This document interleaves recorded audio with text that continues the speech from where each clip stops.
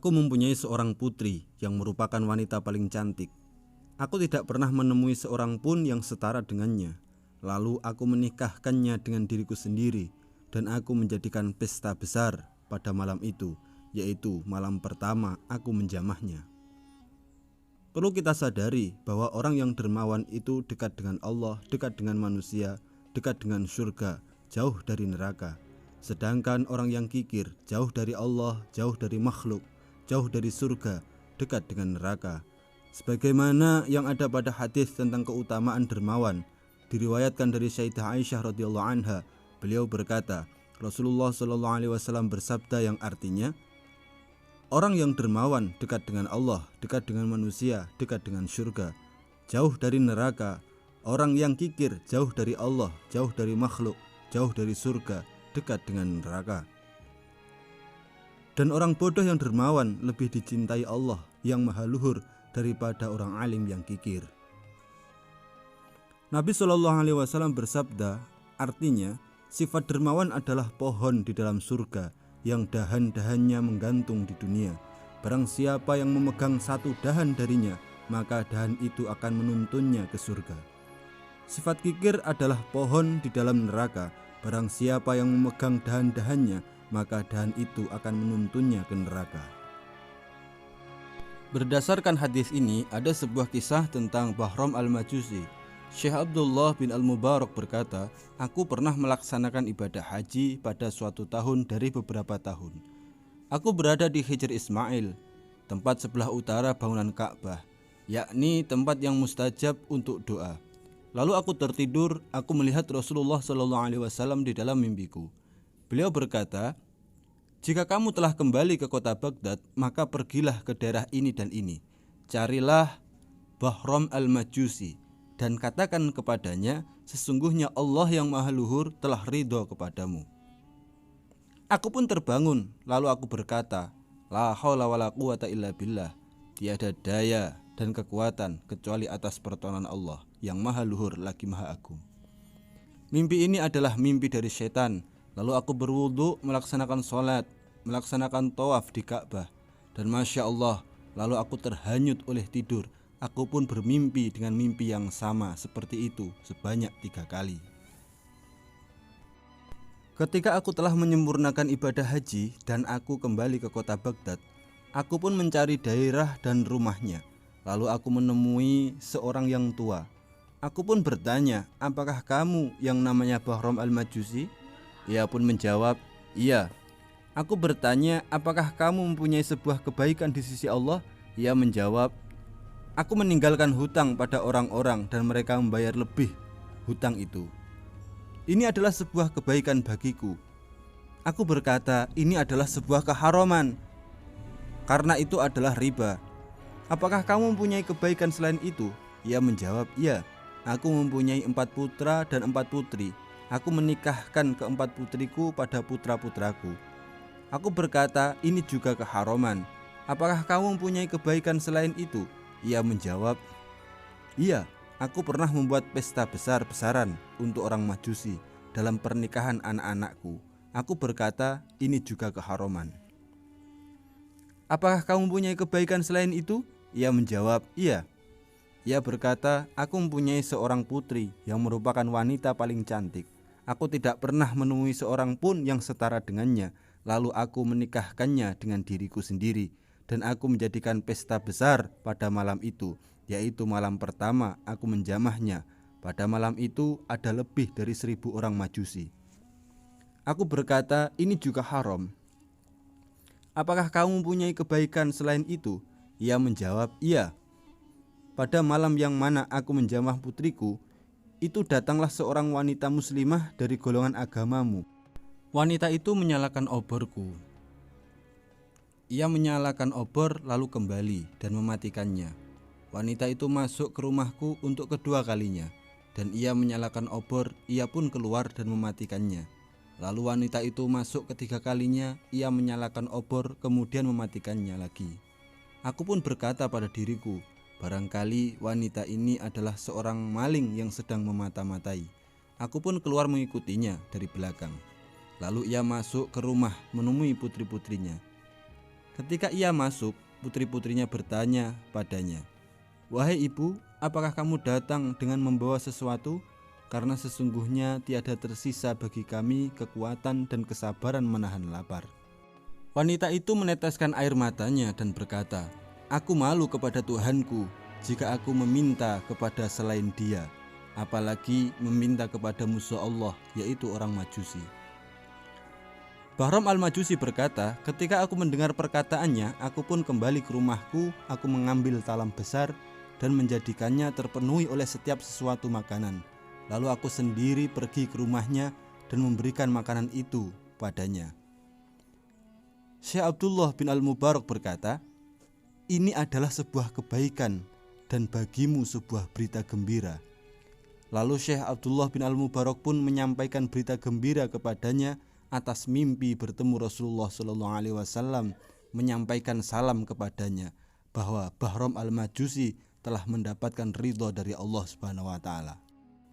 Setelah menceritakan mimpi itu kepadanya, lalu Bahram al-Majusi pun berkata, "Asyhadu an la ilaha illallah wa anna Muhammadan abduhu wa rasuluh."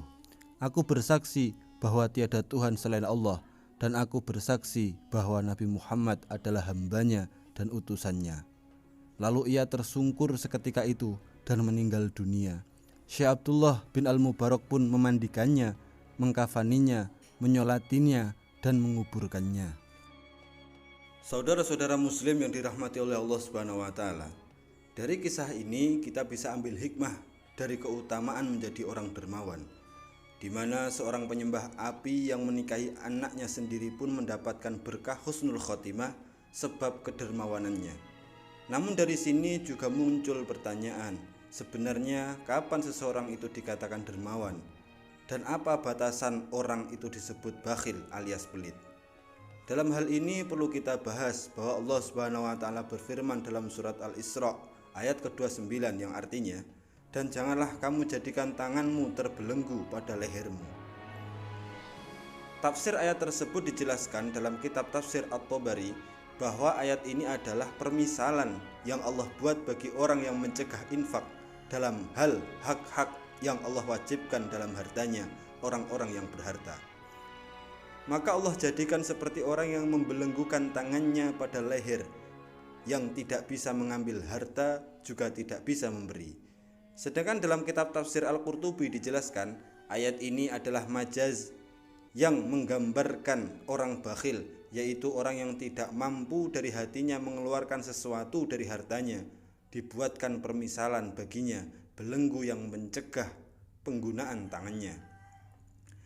Dalam kitab tafsir Al-Kabir juga dijelaskan, maksudnya ayat adalah janganlah menahan infak yang bisa menjadikan sempit bagi dirimu dan keluargamu dalam hal silaturahmi dan jalan kebaikan. Telah diketahui dari dalil-dalil syar'i bahwa yang namanya bakhil termasuk hal yang merusak. Akan tetapi, apa batasan dari bakhil? Bagaimana seseorang bisa dikatakan bakhil? Karena setiap orang melihat diri sendiri sebagai orang yang dermawan, tetapi orang lain melihatnya sebagai orang bakhil. Setiap orang menyukai harta, oleh karenanya ia menyimpan dan menahan hartanya. Jika dengan menahan hartanya seseorang tersebut sebagai bakhil, maka tidak ada seorang pun kecuali dia bakhil jika menahan harta. Secara mutlak tidak menjadikan ia bakhil, maka tidak ada makna bakhil kecuali menahan harta. Makna bakhil manakah yang termasuk merusak? Jawabannya adalah sebagian ulama berkata bahwa batasan bakhil adalah tidak mau menyalurkan harta yang wajib untuk disalurkan. Maka setiap orang yang menunaikan apa yang diwajibkan kepadanya, maka dia tidak disebut sebagai bakhil. Namun ini tidaklah cukup. Misal ada orang yang memberikan daging kepada tukang jagal atau roti kepada pembuat roti dengan kurang 1 biji atau setengah biji, maka secara sepakat ini disebut sebagai bakhil. Begitu juga dengan orang yang menyerahkan kepada keluarganya seukuran yang diwajibkan oleh hakim atau qadhi, kemudian dikurangi 1 suapan atau kurang 1 kurma yang mereka makan dari hartanya, maka ini juga termasuk bakhil. Dan orang yang mempunyai 1 roti, lalu datang seseorang yang dikira akan makan bersamanya, lalu roti itu disembunyikan, maka orang ini juga termasuk bakhil. Ulama lain mengatakan orang yang bakhil adalah orang yang merasa sulit dalam memberi.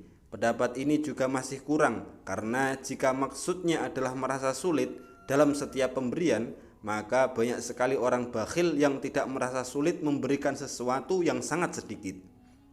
Misalnya 1 biji atau yang mendekatinya, dan merasa sulit memberikan yang lebih dari ini.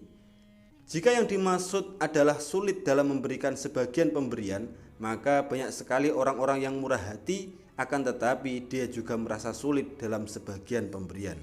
Misalnya memberikan semua hartanya atau memberikan sebagian besar hartanya. Jika pengertian ini juga tidak menetapkan arti bakhil, menurut sebagian pendapat orang yang memberikan setengah dan menyimpan setengah, maka dia disebut orang yang dermawan. Orang yang memberikan lebih banyak dan menyimpan yang lebih sedikit, maka dia disebut orang yang murah hati. Orang yang menahan rasa sakit dan mengalah kepada orang lain dengan hartanya yang pas-pasan, maka dia disebut orang yang utama. Dan orang yang tidak memberikan sesuatu pun, maka dia disebut orang yang bakhil. Semua pengertian itu tidak meliputi hakikat murah hati dan bakhil, karena menurut sebagian ulama, harta itu diciptakan untuk suatu hikmah dan maksud tertentu, yaitu kebaikannya untuk kebutuhannya makhluk. Jika mungkin saja ia ditahan dari penggunaannya yang seharusnya mungkin saja ia gunakan pada hal yang tidak baik menggunakannya di situ.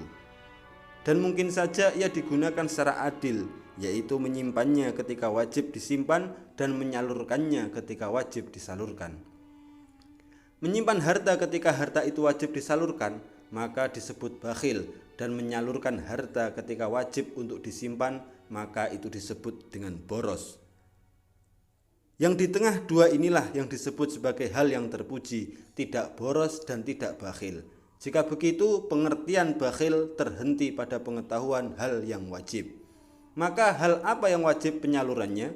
Jawabannya adalah hal yang wajib ada 2, wajib secara syar'i dan wajib secara muru'ah. Dan adat orang yang dermawan tidak menahan yang wajib secara syar'i dan wajib muru'ah. Jika menahan salah satunya, maka disebut bakhil. Akan tetapi orang yang menahan harta yang wajib disalurkan secara syarak dikatakan lebih bakhil. Misalnya orang yang tidak mau mengeluarkan zakat dan menahan nafkah keluarganya, atau memberikan nafkah akan tetapi merasa berat, ini disebut sebagai bakhil. Secara watak dia dermawan secara terpaksa, atau orang yang sengaja memberikan yang paling buruk dari hartanya, dan hatinya merasa tidak senang jika memberikan harta yang terbaik atau yang sedang-sedang saja, maka ini semua adalah bakhil. Wallahu a'lam. Semoga kita menjadi orang yang bermanfaat untuk orang lain dengan kedermawanan kita, dan semoga Allah jauhkan kita dari sifat bakhil yang akan mengakibatkan kita jauh dari manusia, jauh dari surga, jauh dari Allah, dan dekat dengan neraka.